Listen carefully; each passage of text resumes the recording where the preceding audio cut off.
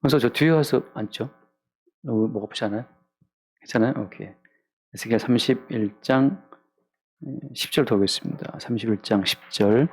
그러므로 주 여호와께서 이같이 말씀하셨느니라. 그의 키가 크고 꼭대기가 구름에 닿아서 높이 솟아났으므로 마음이 교만하였은즉 내가 여러 나라의 능한 자의 손에 넘겨줄지라. 그가 임의로 대우할 것은 내가 그의 악으로 말미암아 쫓아내었음이라.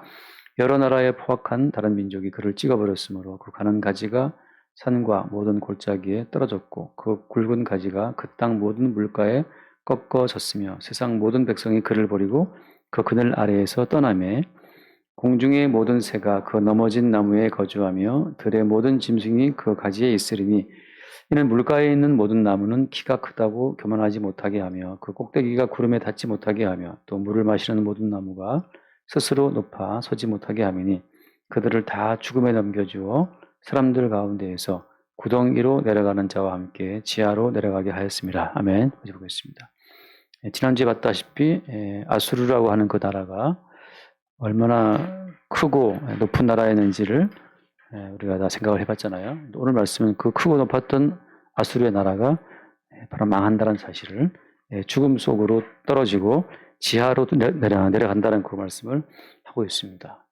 그래서 이런 말씀을 대하면서 아수르라고 하는 그 나라는 어차피 이렇게 망할 나라고 지하로 내려간다 이렇게 표현되어 있는 나라인데 하나님께서 그럼 왜 이런 나라들을 높게 세웠다가 또 망하게 하시느냐 말이죠. 그러니까 우리가 그 예전에 그 폴 케네디인가 그 사람이 쓴 강대국의 흥망이라는 책이 있는데 강대국의 흥망. 강대국이 왜 흥했다가 망하는 겁니까? 오늘 말씀에 의하면 어때요? 하나님께서 그 강대국을 교만하도록 높이시고 또 때가 되면 그 나라를 망하게 하신다는 사실을 우리가 알 수 있죠. 그러니까 모든 역사상의 강대한 나라들이 왜 강대해졌는가를 따져보면 여러 가지 원인이 있지만 다 그건 이제 뒤늦게 드러난 원인들이고 하나님께서 그 나라를 세웠다가 또 낮춘다고 하는 것을 성경이 증거하고 있습니다. 그럼 하나님께서 그 나라들을 세웠다가 망하게 하시는 그 경륜, 그 뜻은 어디에 있을까요? 왜 하나님은 나라들을 세워서 강하게 했다가 흥하게 했다가 또 망하게 하시고 하는 그런 과정을 반복하게 하시는 걸까요? 뭐 때문에? 그것은 뭐냐면 이 세상이라고 하는 것이 어떠한 것인가? 그러니까 세상의 속성이 무엇인지를 하나님께서 말씀하심으로 말미암아서 세상 가운데에서 어떤 인간도 개인적으로, 개별적으로 이 땅의 모든 질서를 무시하고 그러니까 홀로 할 수 없다는 사실을 보여주고 있는 겁니다.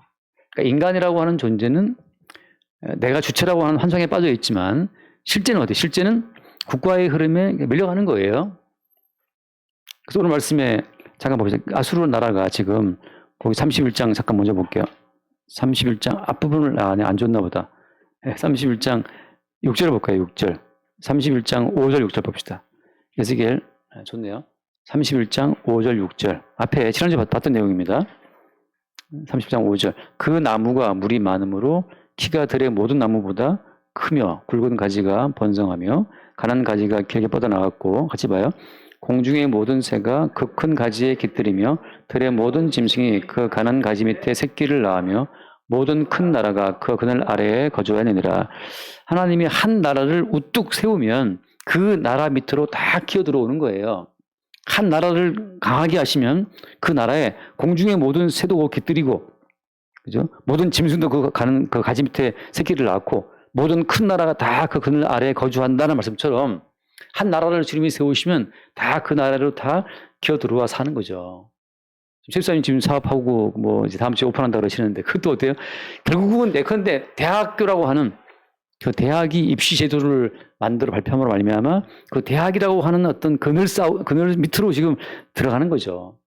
대학이 시험생을 모집한다 발표를 하면 그 대학에 보내기 위해서 학부모들이 아이들을 보낼 때 거기서 이제 학원을 세워서 아이들을 가르치는 말이죠. 결국은 대학이라고 하는 그들이 있기 때문에 그 사업이 가능해지는 것처럼 이 하나님께서 한 나라를 세워두면 그 강한 나라 밑으로 다 기어들어와서 모든 나라들이 모든 사람이 다 그 강한 나라 밑에 우산 밑에 그늘 밑에 다 살아간다고 하는 거죠. 지금 어때요? 지금은 지금 미국이 강대국이잖아요. 미국에 다 그대로 다 모여드는 거죠. 우리도 뭐 핵우산 이렇게 해서 핵우산, 미국의 핵우산 밑에 기어 들어가야만 살 수 있으니까. 그런 것처럼 하나님이 한 나라를 우뚝 세워서 모든 잡다한 나라들을 그 밑에 기어 들어오게 하는 그 이유는 뭐 때문이에요? 결국은 세상이라고 하는 것은 다 하나의 흐름에 들어간다는 걸 보여주고 있는 겁니다. 큰 흐름이에요, 흐름. 그 흐름으로 다 빨려 들어가는 거지. 나 혼자 그 흐름 가운데 나올 수가 없다고 하는 거예요. 무슨 말인가? 성경에서 말하고 있는 것은 한 개인을 말하는 것이 아니고 한 개인이 빨려 들어갈 수밖에 없는 큰 흐름을 지금 말씀하고 있는 겁니다. 너희들이 아무리 애를 쓴다 하더라도 이 큰 흐름에서 벗어날 수가 없다는 거죠. 잠깐 말씀 하나 봐요. 누가복음을 잠깐 말씀해요. 누가복음 그 13장 말씀을 보면 누가복음 13장 22절을 잠깐 보겠습니다. 참 의미 있는 질문이 나오죠. 13장 22절. 예수께서 각 성, 각 마을로 다니사 가르치시며 예루살렘으로 여행하시다니 함께 봅시다. 23절. 어떤 사람이 여짜오되 주여 구원을 받는 자가 적으니까 그들에게 이르시되 구원받는 사람이 적을까요 많을까요? 구원받는 사람이 적습니까? 라고 물어봤잖아요. 그 다음 24절 말씀. 좁은 문으로 들어가기를 힘쓰라. 내가 너희에게 이르노니 들어가기를 구하여도 못하는 자가 많으리라. 좁은 문으로 들어가기를 힘써야 되는데 어때요? 그 좁은 문, 좁은 길로 들어가기를 막 구해도 못하는 자가 많다는 거죠. 왜 못하는 거예요? 개인의 의지를 가지고서는 좁은 문으로 들어갈 수 없다는 걸 말씀하고 있는 거예요. 다시 말해서 구원받는 자가 적습니까? 좁은 문으로 들어가.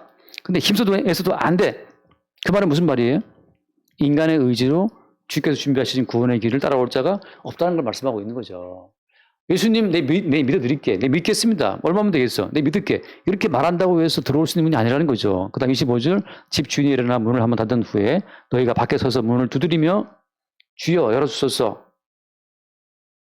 하면 그가 대답하여 이르되 나는 너희가 어디에서 온 자인지 알지 못하노라 하니 그 뒤에 말씀이 재밌어요. 26절. 그때에 너희가 말하되 우리는 주 앞에서 먹고 마셨으며 주는 또한 우리를 길거리에서 가르치셨나이다 하나. 이게 재밌지 않습니까? 우리는 주 앞에서 먹고 마셨습니다. 주님 또한 우리한테 그때 가르치셨고 근데 그 너희 말하여 이르되 나는 너희가 어디서 왔는지 알지 못하노라. 행악하는 모든 자들아 나를 떠나가라 하리라. 여러분 이게 참 재밌잖아요. 분명히 주님 앞에서 먹고 마시고 주께 배웠는데 주님께 듣고 배웠는데 주와 함께 먹었는데 주님께서 모른다 그러시니까 바꿔 말하면 이거죠. 무수히 교회를 나왔고 교회에서 예배하고 성경 공부하고 뭐 비전트립도 갔다 오고 봉사도 활동하고 성경 공부 다 했는데 주님께 말씀하시길 난 너희를 도무지 모른다. 행악하는 자들아 떠나가라. 우리 입장에서는 분명히 주님의 말씀을 듣고 배우고 기도하고 다 했는데 주님께서 모른다 그러시니까 이거 어떻게 하면 좋겠어요? 여러분 자기의 의지를 가지고 주와 함께 먹었다 마셨다 자기 의지를 가지고 주님 앞에서 뭘 했다 배웠다 그 모든 말이 아무 의미가 없는 거예요. 왜 그렇습니까? 세상의 거대한 흐름의 그 흐름 가운데에서 세상의 거대한 흐름 어떤 흐름이에요? 예수를 믿을 때도 자기를 위해서 예수를 믿잖아요. 자기를 위해서 예수를 믿는 그 흐름 가운데 있을 뿐이란 말이죠. 종교라고 하는 것이 하나의 취미처럼 유익한 동호회 활동처럼 내게 유익이 되는 목적으로 주 앞에서 먹고 마시고 내게 유익되는 목적으로 주께 말씀을 듣고 배웠다. 동호회에서 모이는 모임처럼 내가 주 앞에서 먹었으며 주 앞에서 마셨습니다. 그거예요, 그거. 그것이 뭐라고 주님 말씀처럼 행악하는 자들아 떠나가라, 행악하는 자들아. 취미 활동처럼, 동호회 활동처럼, 혹은 뭐 회사 나가서 돈벌이 하는 것처럼 그렇게 예수 그리스도를 바라고 따라온 그 모든 것은 어때요? 세상의 거대한 흐름이라고 하는 거죠. 그것은 좁은 문이, 좁은 길이 아니라는 거예요. 자, 다시. 하나님께서 아수르라는 거대한 나라를 세우시고 그 거대한 우뚝 선 그 한 나라의 그늘로 다 사람들을 불러 모으셔서 도매급으로 그 모든 그 나라들을 한 번에 망하게 하시는 것처럼 사람들은 예수를 믿을 때에도 세상의 흐름과 동일하게 자기 유익을 위해서 예수를 믿고 자기 유익을 위해서 예수 이름을 부른단 말이죠. 그게 주님 보시기에는 난 너를 도무지 모른다는 거죠. 니들이 나를 바라볼 때는 우상의 대상으로 바라봤다는 거죠. 주님 보시기에. 니들이 나를 바라볼 때 저 예수란 양반이 나에게 무슨 유익을 줄까, 무슨 빵을 줄까, 돈을 줄까, 능력을 줄까, 그렇게 나를 바라봤기 때문에 난 너희들을 도무지 모른다고 하시는 거예요. 그래서 오늘 잠깐 돌아와서 봐요. 돌아와서. 그래서 오늘 31장에 거기 31장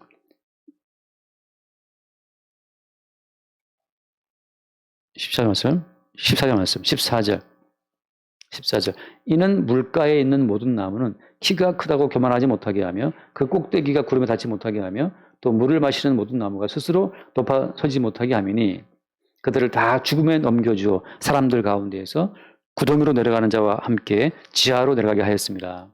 그렇게 우뚝 솟아서 그 우뚝 선 나라로 다 기어들어 왔는데 그 모든 무리를 몽땅 묶어서 함께 지하로 던진다고 하는 거죠. 거대한 배에다가 다 사람들을 태웠어요. 이 배를 타면 황금의 나라로 간단 말이죠. 황금의 나라. 그래서 그 배에다가 사람들 다 태운 다음에 그 배를 바다에 빠뜨려서 침몰시키는 것처럼 하나님께서는 이 세상 가운데에서 잘 산다는 나라, 부강하다는 나라, 그 우뚝 선 그 나라 한 나라를 세워놓고 그 나라 밑으로 전 인류를 다 그냥 빨려 들어가게 하는 거예요. 모두가 다 와서 돈의 신을 섬기고 형통의 신을 섬기고 있을 때 그 나라를 주님이 싹 이렇게 꽁꽁 싸매가지고 그냥 영원한 불에 던지는 것처럼 그게 주의 어떤 모락이라고 하는 거예요. 다시 말해서 천국과 지옥이라는 것은 하나의 길, 노선이에요. 좁은 길이냐 넓은 길이냐, 좁은 문이냐 넓은 문이냐라고 하는, 모든 인간들이 좁은 길로 가기를 좋아하잖아요.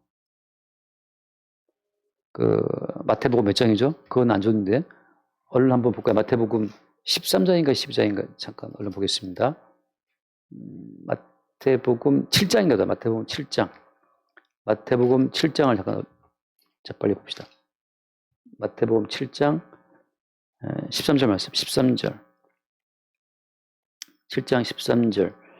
좁은 문으로 들어가라. 멸망으로 인도하는 문은 크고 그 길이 넓어 그리로 들어가는 자가 많고 생명으로 인도하는 문은 좁고 길이 협착하여 산 자가 적음이라. 생명으로 인도하는 문은 좁고 길이 협착하다 그러는데 좁고 협착한 정도를 넘어서 그냥 바늘귀에 들어갈 수 없어요. 따라서 생명으로 인도하는 문으로 가게 되는 그 사람들은 무엇을 보냐 하면, 야, 이것이 인간의 힘과 인간의 지혜와 인간의 욕정으로는 천국에 갈 자가 아무도 없다는 사실을, 그 사실을 보는 자들이에요. 역으로 아이러니하게도. 자, 생명으로 가는 자들은 뭘 보느냐? 생명으로 가는 문이 닫혔네, 없네, 막혔네. 생명으로 가는 길이 없네, 그 사실을 보는 자들이 오히려 생명으로 가는 좁은 길로 인도하는 지금 그 과정에 들어와 있다고 하는 거죠. 제가 늘 하는 말씀은 어때요? 생명 가는 길은? 구원으로 가는 길은 바닷속에 있어요. 홍해 밑에 있단 말이지. 근데 홍해 어느 쯤에 길이 있는지는 아무도 몰라. 주님께서 바람을 보내서 홍해를 열어주신 그때 비로소 홍해 속으로 길이 보이잖아요. 바닷속에 숨겨진 길을 누가 볼 수 있냐 말이죠. 단지 우리는 뭘 보는 겁니까? 구원의 길이 없구나, 막혔구나는 사실을 보는 거예요. 어떤 분이 이렇게 말하더라고요. 제가 이제 인간으로서 구원의 길 없다고 말하니까 그분이 답변하기를, 주님께서 곧 길이요 진리요 생명이신데 왜 없습니다고 말씀하시느냐. 그러니까 주님이 곧 길이 진리요 생명이신데 그 주님이 지금 보이냐 말이죠. 아까 말했던 말씀처럼 우리가 주 앞에서 먹고 마셨나이다 주님, 우리 모릅니까? 주님께서 모르시겠다는데, 주님이 길이요 진리요 생명인 건 주님이 증거하신 증거인데 우리가 주를 바라볼 때에는 그 예수가 그 예수인지 어떻게 아냐 말이죠. 왜 모릅니까? 우리가 바라는 예수는 다 힘있는 예수를 바라는 거예요. 아수르같이 힘있는 예수를 바라지 마구간에 태어난 예수를 누가 바라냐고요. 참 제가 지금 삶에 두 번째 들은 이야기인데 제가 말씀한 적이 있지 않나요? 어떤 분이 처음 저희 교회를 나왔는데 한 40대 후반 됐나? 그분이 하신 말씀이 기억나요, 지금도. 목사님, 제가 평생 교회를 처음 나왔는데 하필 제가 평생 처음 나온 교회가 왜 하필 지하교회입니까? 그 말이 저한테는 굉장히 남아있어요. 그러면 이제 그분은 뭘 추구한 거예요?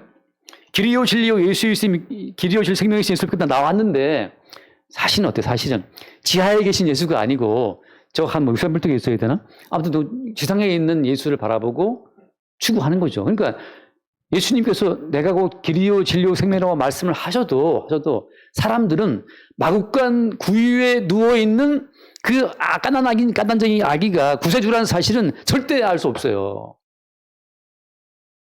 동방 박사가 그 먼 길을 와서 구유에 누워 있는 아기, 지금 울고 있는 그 까다로운 아기 앞에 절을 했다?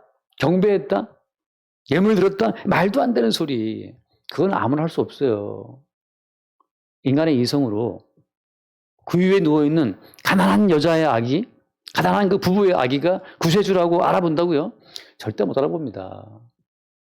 그러니까 예수님께서 공언을 해도, 야, 내가 곧 길이요 줄 생명이라고 해도 그 시대의 사람들이 몽땅 어떻게 했어요? 몽땅 힘 모아서 못 박아라. 우리는 바라바라 원한다. 예수는 어떻게 하랴? 못 박아라.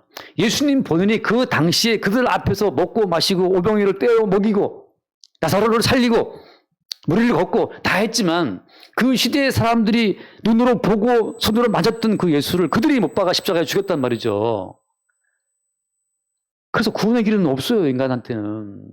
예수가 와도 구유에 누워계신 아기의 모습으로 오거나 뻘거벗은 모습으로 못 박힌 못 박히신 죄수의 모습으로 왔는데 누가 그 예수를 믿습니까? 다 지금 지하 교회도 못 오는 한국에 부끄러워서.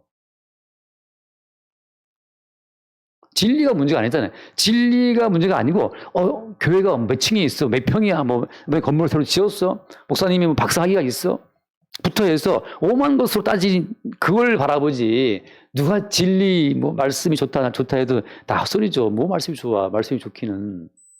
그들이 원하는 것은 구유에 누워있는 아기가 아니고 왕국에 앉아있는 왕 같은 자를 그들이 원하는 것이고, 뻘거벗긴 모습으로 못 박혀 허덕거리는 그 예수가 메시아라고 누가 믿겠으며, 차라리 그 예수를 판결하는 바리새인들 자리에 앉고 싶은 것이 인간의 마음이죠. 그것이 뭐냐. 그래서 구원의 길은 바닷속에 감춰져 있다. 주님의 성령의 바람을 보내서 바다를 열지 않으면 결코 보이지 않는 길이에요. 누구 가냐고, 그 길을. 오히려 아수르처럼 높고 위대한 그런 인간의 영광을 다들 추구한다는 거죠. 그래서 주께서 이렇게 우뚝 구름에까지 닿는 이 거대한 나라를 세우신 것은 뭐냐 하면, 이 땅의 영광과 이 땅의 부귀가 좋은 사람, 이 땅의 영광이 곧 메시아의 영광으로 생각하는 사람들은 다 그리로 모여. 다 그리 끌어모아서 한 방에 그 모든 자들은 어때요? 지하의 세계로 던져버렸다고 하는 거죠. 결국은 다 같이 모이는 거예요. 그래서 한번 말씀 봅시다. 안 줬어요, 제자님. 요한계시록 20, 내가 솔직히 잠깐 올렸는데, 요한계시록 22장 10절 말씀, 10절, 11절입니다. 요한계시록 22장 10절, 11절. 22장 10절. 또 내게 말하되 이 두루마리의 예언의 말씀을 임봉하지 말라. 때가 가까우니라. 11절. 불의를 행하는 자는 그대로 불의를 행하고, 더러운 자는 그대로 더럽고, 의로운 자는 그대로 의를 행하고, 거룩한 자는 그대로 거룩하게 하라. 여기 보면 불의한 자를 불의를 하지 마 안 해요. 그냥 불의를 행하는 자는 그대로 불의를 행하고, 더러운 자는 그대로 더럽고. 왜? 그렇게 모아야 돼요. 그 노선으로 넓은 문 넓은 노선으로 모일 자 그래 쭉 가게 하고, 좁은 문 좁은 길 없는 곳, 그 바다 길도 안 보이는 바다 속으로 인도할 자들은 따라 모이고, 그렇게 주님이 각자 두 세계를 분류한다고 하는 거죠. 그게 예언의 말씀이 임봉할 때까지 임봉하지 말라 가깝다 하신 그 말씀이 임봉된 말씀이 개봉이 되면, 임봉된 말씀이 열리면 뭐가 보이느냐? 보이는 건 분류예요, 분류. 주님께서 주의 보좌에 앉아서 구원될 자와 벌받을 자를 분류하시는가, 그 분류가 보인다고 하는 거죠. 이 분류라고 하는 것은 인간의 개인적인 의지로 넘어갈 수가 없어요. 지옥 갈 자가 천국으로 넘어올 수 없고, 천국 갈 자 지옥 갈 수도 없습니다. 주님께서 정하신 분류 그대로 가는 거죠. 그래서 세상에 있는 모든 나라들은 하나로 모이는 겁니다. 하나로. 얼른 잠깐 시편 2편 말씀 봅시다. 시편 2편을 얼른 보면, 시편 2편 1절부터 봅시다. 시편 2편 1절. 어찌하여 이방 나라들이 분노하며 민족들이 헛된 일을 꾸미는가? 세상의 구랑들이 나서며 관원들이 서로 꾀하여 여호와와 그의 기름 부음 받은 자를 대적하며 우리가 그들의 맨 것을 끊고 그의 결박을 벗어버리자 하는도다. 자, 세상의 모든 나라들이 분노하고 모든 왕들이 모인다는 거죠. 관원들이 다 서로 관원들이 모략을 짜내갖고 지금 뭐 하는 거예요? 그들이 여호와와 그의 기름 부음 받은 자, 그리스도를 어떻게 대적하는 거죠. 이 땅의 모든 왕들의 지혜, 관원들의 지혜, 모든 모사가 되는 모든 지혜가 총동원돼서 그리스도를 대적하는 그 일을 한다는 건 왜 이렇게 하는 겁니까? 이 땅의 모든 군왕들과 관원들과 모든 나라의 배후에 누가 있기 때문에 나라의 배후에 마귀가 있기 때문에 그렇죠. 사탄 마귀는 그리스도 예수를 대적하는 자라는 뜻이잖아요. 사탄이라는 뜻이. 자, 4절 하늘에 계신 이가 웃으시며 주께서 그들을 비우시리로다. 5절 그때 분을 바라며 진노하사 그들을 놀라게 하여 이르시기를 함께 내가 나의 왕을 내 거룩한 산 시온에 세웠다 하시리로다. 결국 주께서 세우실 그 주님의 왕 그리스도 예수를 주님이 거룩한 산 시온에 딱 세워주신다고 하는 거죠. 이 거룩한 산 시온에 주께서 세우신 그 왕을 향하여 모이는 자들이 있고 십자가의 노선을 따라 모이는 자들이 있고 그다음에 세상의 군왕들의 편에 서서 그리스도를 대하는 자들이 있고 이렇게 세상은 나눠지는 거예요. 분리되는 거예요. 그래서 이사야서 2장도 봅시다. 이사야서 2장 1절 말씀. 이사야서 2장 2절부터 봅시다. 2장 1절 2절. 말일에 여호와의 전에 산이 모든 산 꼭대기에 굳게 설 것이요 모든 작은 산 위에 뛰어나리니 만방이 그리로 모여들 것이라. 함께 봐요. 많은 백성이 가며 이르기를 오라 우리가 여호와의 산에 오르며 야곱의 하나님의 전에 이르자. 그가 그의 길을 우리에게 가르칠 것이라. 우리가 그 길로 행하리라 하니 이는 율법이 시온에서부터 나올 것이요 여호와의 말씀이 예루살렘에서부터 나올 것임이니라. 자, 말일에 마지막 날에 되면 여호와의 전의 산 시온산에 설 것이고 거기 어때요? 많은 백성들이 가면서 오라 어디로? 여호와의 산에 가자 말이죠. 다시 말해서 이때 모든 민족은 모든 나라들은 쫙 갈라지는 겁니다. 세상 군왕들과 관원들의 지혜를 따라서 그리스도를 대적하는 자들로 모이든지 아니면 시온산 위에 선 시온에 세우신 그 왕께로 모이든지 이렇게 분리되는 거예요. 시온산이 뭘 말하는 겁니까? 시온산이. 오라 우리가 여호와의 산에 오르자. 야곱의 하나님 전에 이르자라고 할 때 그 시온 여호와의 산 다 뭘 말하는 거죠? 진짜 저기 팔레스타인에 있는 그 이스라엘 땅을 말하는 겁니까? 아니잖아요. 뭘 말하는 거예요? 십자가를 말해요. 십자가를. 그리스도가 어디 있어요? 그리스도가? 이거 한번 더 봅시다. 요한복음 14장 말씀 주지 않았어요? 요한복음 12장입니다. 요한복음 12장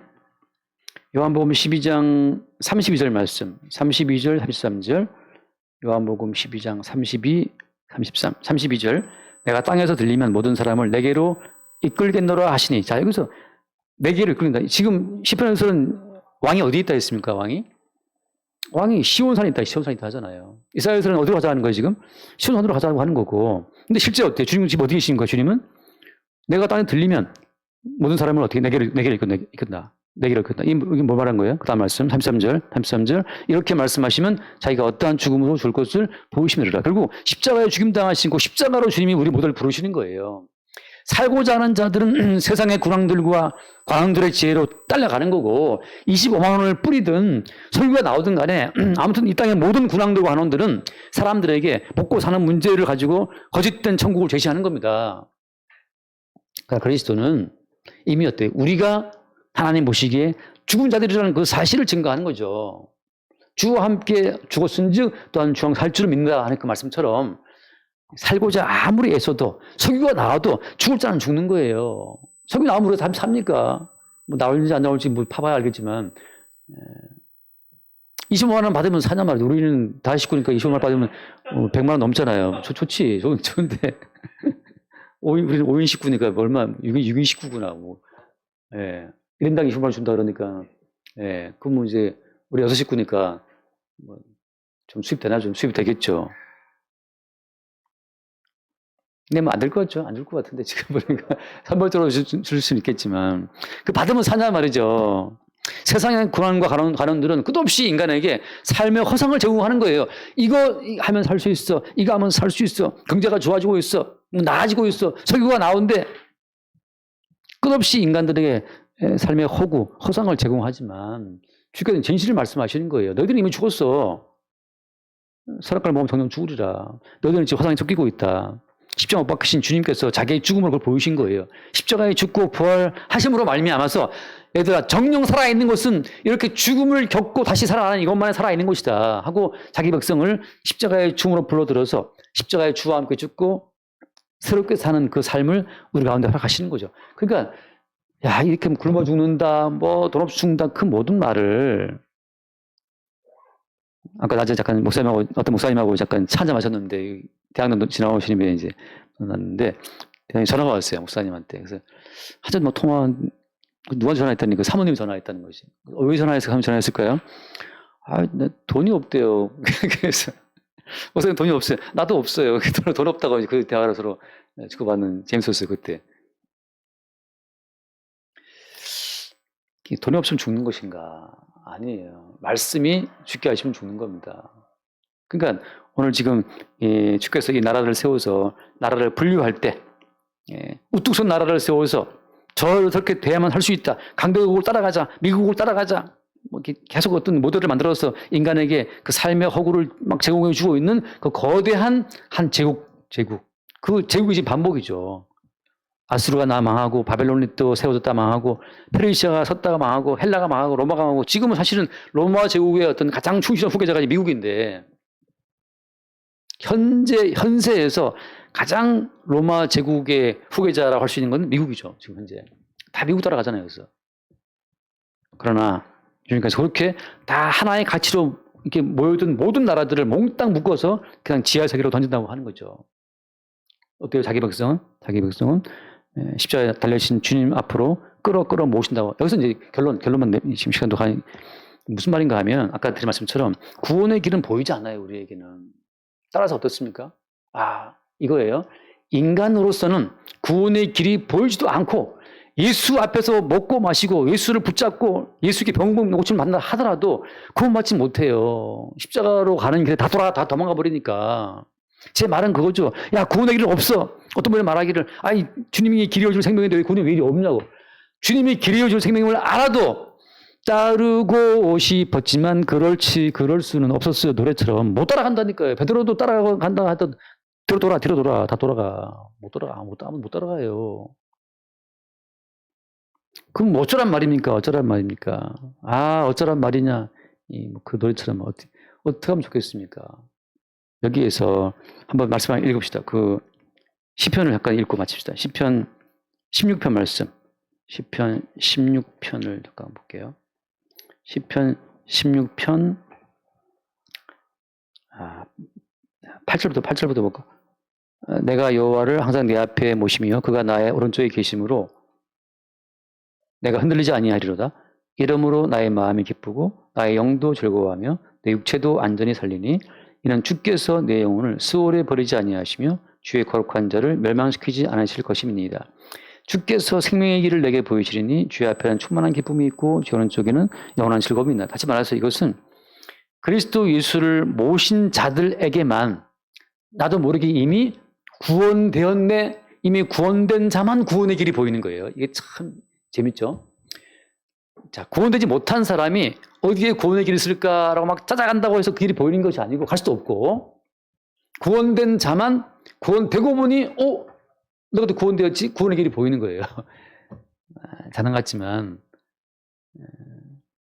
주님의 모든 구원은 완성된 미래가 현재의 리뷰, 현재 이게 반복되는 거거든요.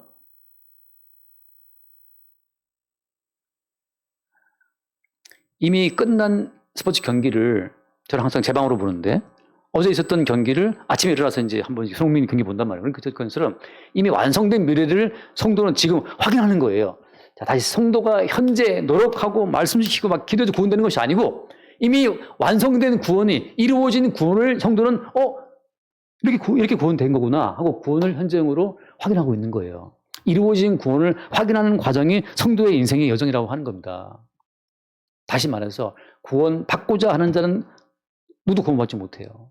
이미 구원된 사람만 구원하신 주님을 항상 내 앞에 모시고 구원하신 그 주님이 항상 오른쪽에 계시고 흔들리지 않지. 구원이라고 하는 것은 인간의 노력이 아니라 주의 일을 이룬다는 사실을 이미 그 마음속에 들어와 버렸기 때문이죠.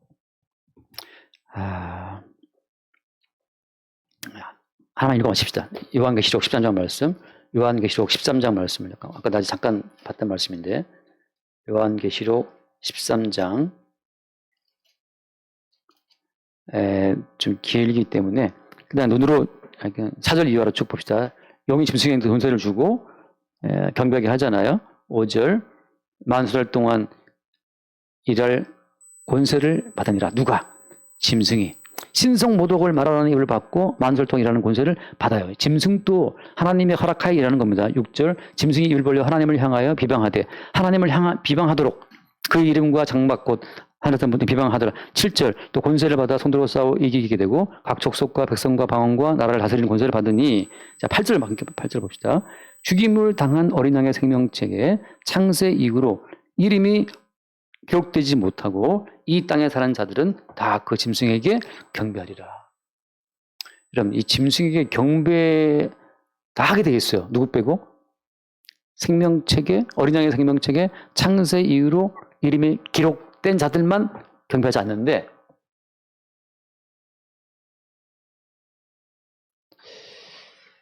창세 이후가 언제일까요? 이것도 사실 굉장히 중요한 말이긴 한데 시간이 가기 때문에 통과하는 중요한 건 뭐냐면은, 자, 어린 양의 생명책에 이름이 기록되어서 구원받은 사람은 뭘 아냐면, 나로서는 짐승에게 경배할 수밖에 없구나라는 사실을 매일매일 알아요.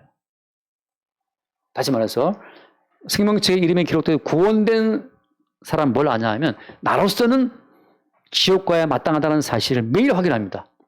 이렇게 못돼 먹은 성질머리, 이렇게 혈기 많지, 이렇게 탐심 많지, 이렇게 음란하지, 이렇게 나태하지, 게으르지, 매일 우상 숭배하지, 탐심. 나로서는 정말 이게 짐승에게 12번도 더 경배할 자고 나로서는 정말 지옥과에 마땅한 자라는 사실을 매일매일 보는 자들이 뭘 의지하게 돼요? 이래서 오직 십자가에 죽임당하신 어린 양의 희생으로만 구원되는구나라는 사실을 고백하게 되죠. 이런 자들만 진실로 길과 진리와 생명이신 예수 그리스도를 만난 자들입니다. 자기의 내부에 어떠한 사람도 없어, 어떠한 의로움도 없다는 사실을 매일매일 확인받아요. 짐승을 다시 이 거대한 제국을 주님이 허락하신 것이나 이 짐승의 나라들의 권세를 주신 것은 다 뭐 때문이냐 하면 택한 백성에게는 정말 나로서는 짐승의 나라에 100번 1000번 경배할 수 없다는 사실을 매일매일 알게 하기 위한 수단으로 구원이 우리의 개인적인 사적인 의로움 따위로는 어떤 것을 없는 수이라는 사실을 알게 하심으로써 어린 양이 홀로 이루신 구원을 보게 하시는 과정으로 배치된 것들입니다. 좋은 차, 좋은 집, 돈 많이 번 거 다 우리는 부러워한단 말이죠. 부러워할 때마다 내가 바로 우상숭배라는 사실을 보게 되고 내가 바로 그것 때문에 짐승이 경배하자는 사실을 보게 되는 거죠. 여러분, 베드로처럼 꺾어진 사람만이 자기 믿음을 버리고 예수 그리스도의 은총을 덮어쓰게 되죠. 그죠? 자기 믿음에 실패한 사람만이 그래서 예수가 입혀주는 은총의 믿음만을 잊고 거기에 감사하게 되는 겁니다. 아이러니하지만 그래서 오늘 주님께서는 이 강력한 나라들을 우리 앞에 이렇게 세워두시는 이유는 구원받지 못한 자들을 다 그리 끌어모아서 도매급으로 한 번 묶어서 한 번에 분리해서 던져버리시기 위한 주의 모락이라고 하는 거죠. 우리는 거기서 뭘 보냐면 나도 저렇게 강력한 나라가 부러워서 저 그늘 아래로 갈 수밖에 없는 그런 존재인데 어떻게 내가 이 자리에 있는가 할 때마다 어때요? 십자가에 대신 죽으신 그 죽으심만으로 우리에게 이와 같은 은혜가 구원의 즐거움이 주어짐을 매년 새롭게 보게 되는 겁니다. 그렇게 우리의 모든 삶 가운데 우리에 대한 가능성, 우리에 대한 믿음 날마다 부정당하고 십자가에 죽임당하신 예수 은총만을 높이고 노래하는 그 성도의 삶이 있게 되길 바랍니다. 기도하겠습니다. 존귀하신 주님 감사합니다.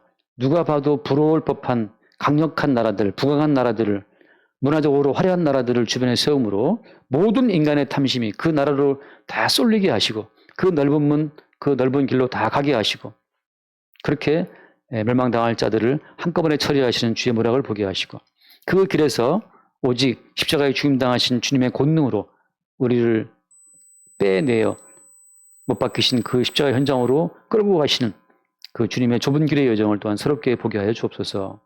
주의 은혜에 감사함으로 주님이 인도하시는 그 모든 길을 따를 수 있도록 성령으로 우리를 날마다 새롭게 이끌어 주시기를 소망합니다. 우리 주 예수 이름으로 기도드리옵나이다. 아멘.